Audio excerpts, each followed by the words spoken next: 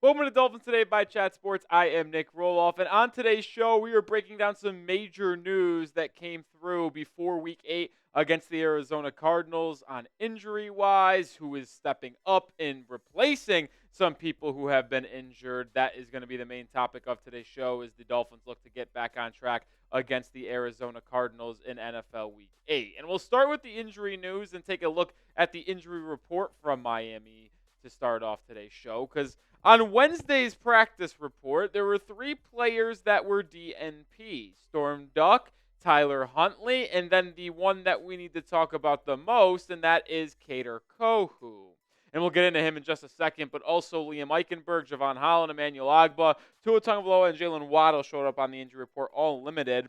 But in terms of DNPs, Huntley's not a surprise. Mike McDaniel basically ruled him out earlier on in the week, but Kohou and Duck were a little bit of a shocker, in my opinion, and Kohou probably has the biggest impact on the Miami Dolphins for this upcoming Sunday. And before we get into what everything around Kohou is, make sure you are following me over on Twitter at Nic_Rohloff is my handle. We're talking about the Miami Dolphins on a daily basis over there. News, rumors, highlights. We got the whole 9 yards. The first 10 people who follow me on Twitter after this video goes out is getting a shout out on a show next week. So go give me a follow right now.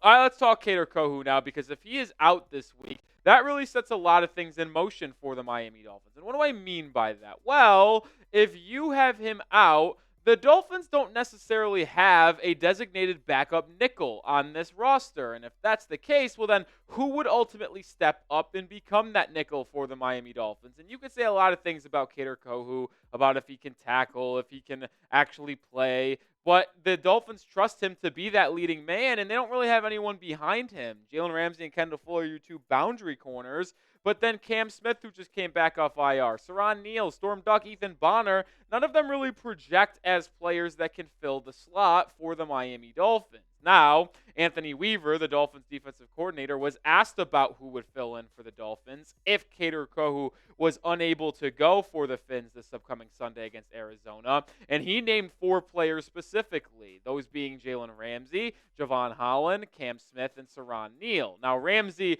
can play everywhere. He is as versatile as it gets. He can play at the boundary, he can play in the nickel. Hell, he could even play safety if he really wanted to. The intriguing name here is Jevon Holland, who missed last week due to a hand injury that he suffered against the Patriots in Week 5. It sounds like he will be able to go this week. We'll talk more about that at the end of today's episode. But then he named Cam Smith and Saran Neal as the other 2 guys that could potentially take Kader Kohou's place. And those 2 are the most intriguing ones in my opinion. And if I'm going to be honest, I feel like you have 2 avenues to go here if you're the Miami Dolphins in terms of replacing Kader Kohou if he happens to miss this game.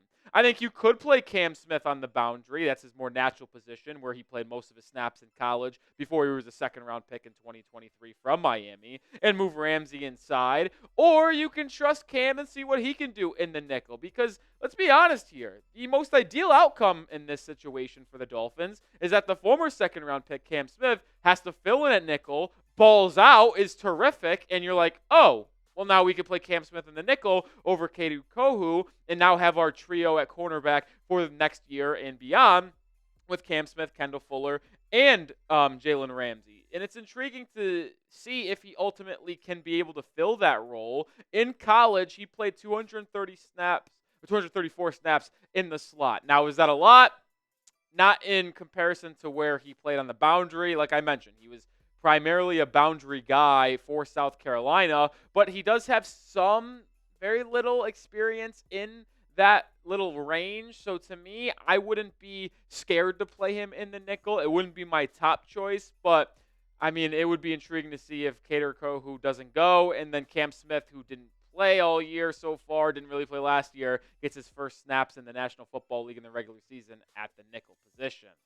And let me know, it's not guaranteed that Kader Kohou will miss this game against Arizona, but if he does, let me know who you think should replace him in the nickel, whether it is Jalen Ramsey and then you move other people around, or whether it be Saran Neal, whatever you think. Let me know your thoughts down in the comment section.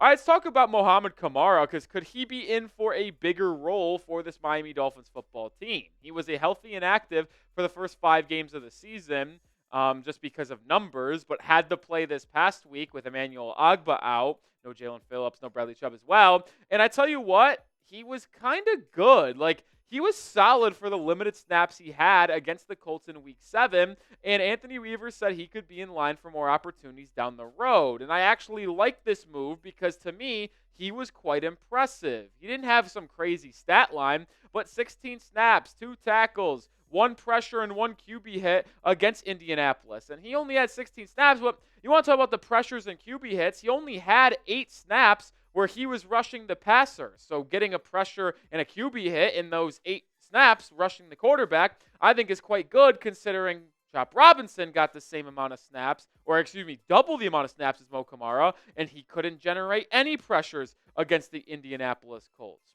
Mohamed Kamara may be in line for a bigger workload down the road, and we're going to talk about more thoughts on that in just a second. But we are sponsored by Mando, the #1 whole body deodorant, and I appreciate them for sponsoring Dolphins today because they make sure I'm smelling right wherever I am, and they will make you smell right all the time. It's whole body, and you can use it on your whole body. Yes, your whole body. It's dermatologist tested and gentle on all your bits. It controls odor for 72 hours, clinically proven, and they got so many great products to make it versatile for any type of user. Their starter pack is perfect for new customers. It comes with a solid stick deodorant, cream tube deodorant, 2 free products of your choice like mini body wash and deodorant wipes, and free shipping. And I actually have some of these items in-house today. My favorite scent is the Mount Fuji one. This is the solid stick deodorant right here. It's the one I use the most. And then you also have the deodorant wipes as well. This is very, very helpful when you're traveling or if you just want to keep it in your car or keep it in your purse, in your bag. No matter where you're going, you'll have these deodorant wipes to make sure you're smelling good whenever you need a nice little refreshment. Mando is the best way to make sure you're the best smelling person in the room. And luckily, I have a discount code to help you get hooked up on my favorite smelling whole body deodorant on the market. New customers get $5 off a starter pack with our exclusive code. That code is CHAT. It equates to over 40% off your starter pack. Use code CHAT at shopmando.com, shopmando.com. One more time, $5 off a starter pack with code CHAT, 40% off. Make sure when you go to shopmando.com, use code CHAT. That link's going to be in the description and comments of today's video. Appreciate Mando for sponsoring today's show and making sure I am always the best smelling person wherever I go. All right, let's get back to Mohamed Kamara now because based off what I saw on Sunday against the Colts, I honestly think there's a decision to be made and an argument to be had that he should be getting more playing time than Chop Robinson. Yes, the first-round pick out of Penn State has been a little bit of a disappointment thus far in the season, in my opinion, and it only makes us look back to my thought process on drafting Graham Barton out of Duke at 21 over Chop Robinson make a lot more sense. This is not revisionist history from me. I said it in the moment that it was a mistake of a pick, and they should have went with the interior offensive lineman who has been playing pretty well for the Tampa Bay Buccaneers, but that's a different conversation for a different day. He just hasn't been as effective as we've hoped he would be, especially with the injuries to Ogbah, Jalen Phillips, Bradley Chubb still not returning. And based off what I've seen on Sunday with Mo Kamara, I think he should get more snaps. Now, should it be more than Chop Robinson? Maybe you give Chop one more week to try to figure it out alongside Emmanuel Ogbah. But I think you can make the case to have Mohamed Kamara be your third guy or fourth guy. Be active over a Quentin Bell or active over a Tyus Bowser. I like what I saw from Kamara. I always said that when they drafted him in the 5th round, I like his mentality. I like his spirit. I like the way he plays. I think he would be a good fit on this Dolphins team, and I want to see him get more snaps. All right, now let's switch it over to the kick return change. Obviously, Braxton Berrios is out for the year with the torn ACL he suffered in Week 7 against the Colts. We mentioned that, but we were speculating the other day on who could replace Berrios as the main kick returner and punt returner for this team. I thought D. Eskridge had a chance off the practice squad, but I projected Malik Washington to be that guy, the 6th-round rookie out of Virginia, and that seems like it will be the case. He's listed as the primary punt and kickoff returner with Berrios out to the year. And Danny Crossman, the special teams coordinator for Miami, said that he did a good job on returns in the preseason.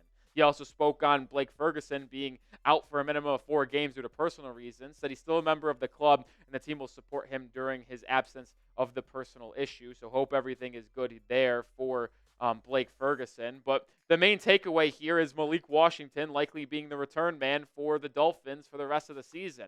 And this is no surprise if you're asking me. I projected it a couple videos ago, and I've said how much I enjoy watching him work with the ball in his hands, and he's one of the most dynamic players with the ball in his hands on this Dolphins football team that even had a chance to take over this role. And you mentioned, or as Danny Crossman did at least, about Washington in the preseason when returning punts and kicks. So I decided to look back at what he did in the 3 preseason games. We had 14 opportunities in total, 4 kick returns and 10 punt returns. And he was pretty effective, averaging 27 yards per return in kick off opportunities and then 8.4 yards on punt opportunities. And that number might be inflated or deflated, I should say, because the first time he ever got an opportunity, he had 5 returns for only 21 yards. So a little bit of a struggle for Washington. But in his final game as a punt returner in the preseason, he only had 1 punt return, and it went for 28 yards. Graded pretty similar, according to Pro Football Focus, as a return man on both sides of it. But as I mentioned in the past, I like Malik Washington with the ball in his hands. I think he's dynamic, he's shifty, and he can make people miss. Now, do I still advocate for the Dolphins to let the ball go through the back of the end zone and start with it at the 30-yard line every possession unless they kick it purposely short? Yes, I don't want to see anything returned out of the end zone because I think the likelihood of you getting it to the 30 and beyond is not as high as you would think. But on punt returns, as long as he feels comfortable back there, fielding the punts, no muffing, making the catch in traffic, I think he would be much better in the return game than Braxton Berrios would be. I think he's more explosive, more agile, better in tight quarters. I am really excited to see what Malik Washington can do. He has not seen the field that much in the passing game and actually on offense, so I'd like to see the 6th-round pick get involved because he's someone that can turn nothing into something. All right, let me know your confidence in Malik Washington as he becomes the new return man for the Miami Dolphins. Scale it 1 to 10 for me down in the comment section. All right, we'll round the show out with a couple of notes here. Jevon Holland, we mentioned it a little bit earlier, but it seems like he might be good to go. They labeled him week to week after that hand injury he suffered in week 5 against New England. This is the 3rd week coming up. Remember, he had the bye week in week 6, missed week 7, so there's 2 weeks, and by the time week 8 rolls around, that will be 3 weeks since the injury. He's likely going to be wearing a cast on his hand or at least some sort of protection as he has a broken bone in that hand, and the defensive backs coach mentioned today that he's not that worried about Holland being affected in terms of making plays in the passing game after having something on his hand. So Jevon Holland, I think he's going to make his return for the Miami Dolphins, which is pretty massive. I don't think the safeties played bad without Holland this past Sunday, but having him on this roster is always a good thing. And then the last mention, a little reminder, the Dolphins waived Hayden Rucci, the UDFA out of Wisconsin, the tight end, a couple days ago to make room for CJ Beathard and Tariq Black. The tight end coach, Embry, said that they would like to bring Rucci back and aren't done wanting to develop him. I think Rucci is someone very intriguing. I said this in a couple different videos throughout the past 6 months or so since they signed him after the draft, that I think he could be someone that is impressive for this team and a long-term maybe replacement for Alec Ingold at fullback due to his versatility in the passing game as well as in the blocking game. I'd like to see Rucci return. We don't know if he ultimately will. Maybe he gets an opportunity from a different squad, but at least as of right now, they'd like to bring him back at some point, and I'd like to do it as well. All right, that's going to do it for today's episode. Make sure you are subscribed to the channel because we're breaking down everything surrounding the Miami Dolphins. We're also going to be live on Sunday for Tua Tagovailoa's return against the Arizona Cardinals in Week 8. Join us for that fun watch party. We'll also have videos on Friday and Saturday leading up to that Week 8 game. I'll see you in the next video. Go Fins.